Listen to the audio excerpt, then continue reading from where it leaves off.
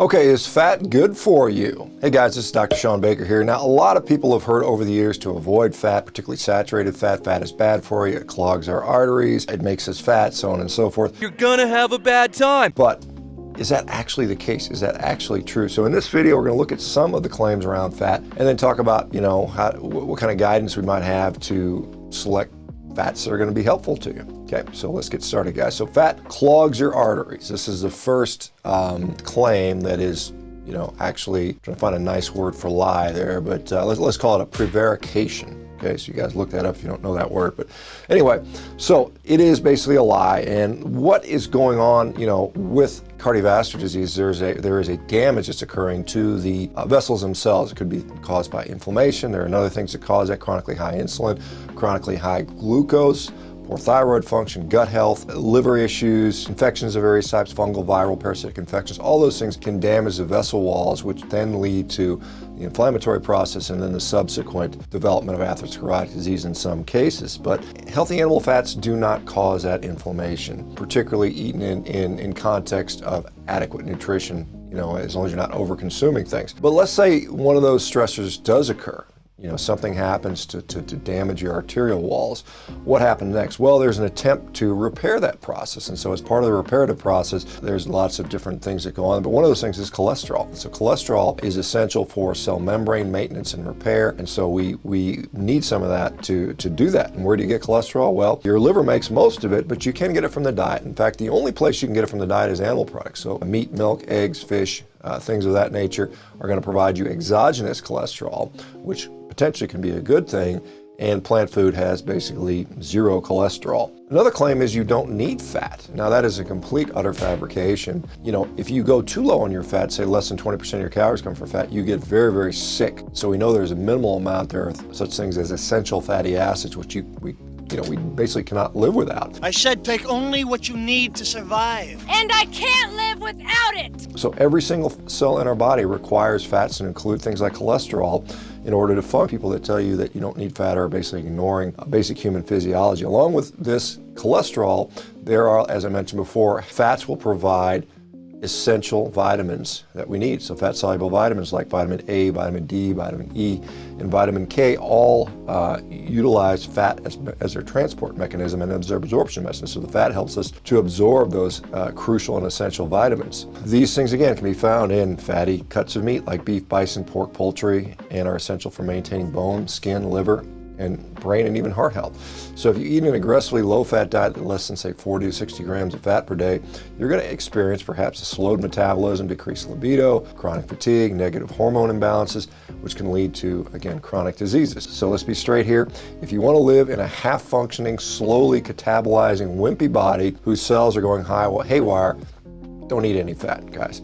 The truth is, you're the weak. All right, but if you want to live in a healthy, fulfilling life with cells that function optimally, you want to eat plenty of animal fats and cholesterol in your diet, okay?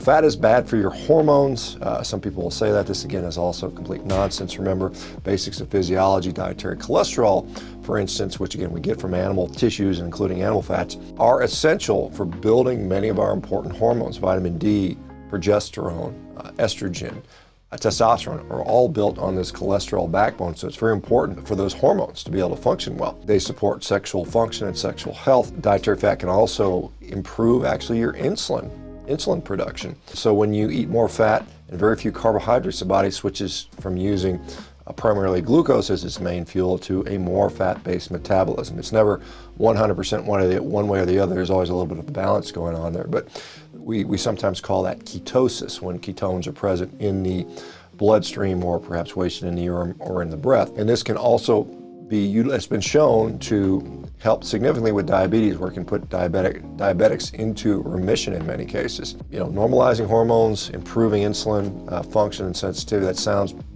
generally pretty good to me. What about you guys? All right, so those are some, not all by any stretch, of all the fat mess, but these are some of them. And so let's talk about where you can get fats and what types there are and how to prioritize them. So I think perhaps, and this is controversial, but the best fat to prioritize is probably saturated fats. And again, these are composed of long, tight chains of lipid molecules, which are very, very stable. They're very stable at room temperature. They're not easily oxidized. They're hard to damage, these molecules. They're great for our system. Places that you can get these are, again, beef fat, bison fat, lamb fat, other ruminant animal fat, ghee, butter, and coconut oil. If you're not familiar with ghee, it is a clarified butter missing some of the solids. So some people that have a sensitivity to dairy solids will do really well with ghee. So learn about that one there.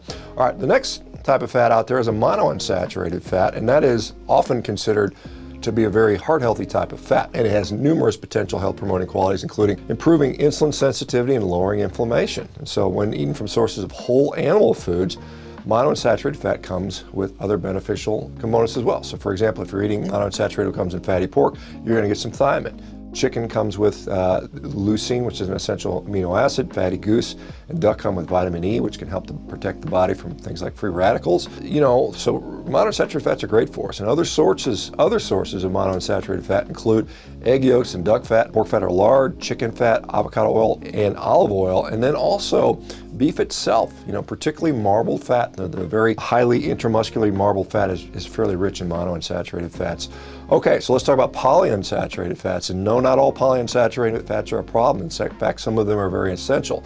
And so particularly, as you guys probably have heard of omega-3 fats, those are polyunsaturated fats, which are helpful for brain, heart, and immune health. And they can be found in places like fatty fish, fish roe, again, also in beef to a degree that's probably adequate for us, which clearly is adequate for us.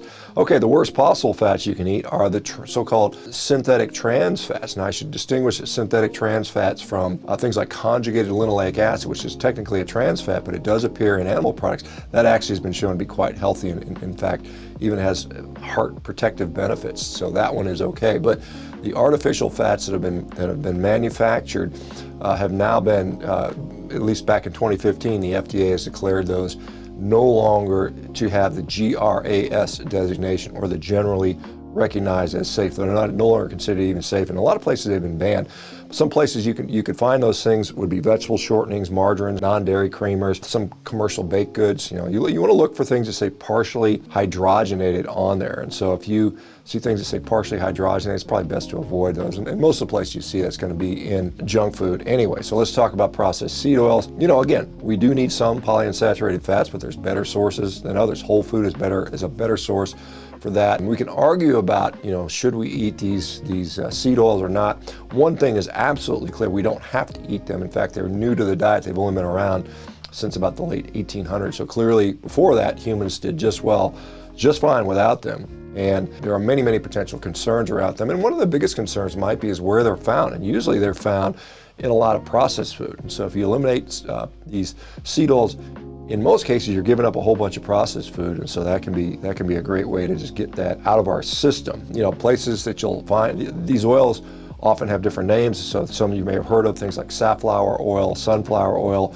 cottonseed oil, canola oil, also known as rapeseed oil, soybean oil, corn oil, walnut oil, sesame oil, and even peanut oil.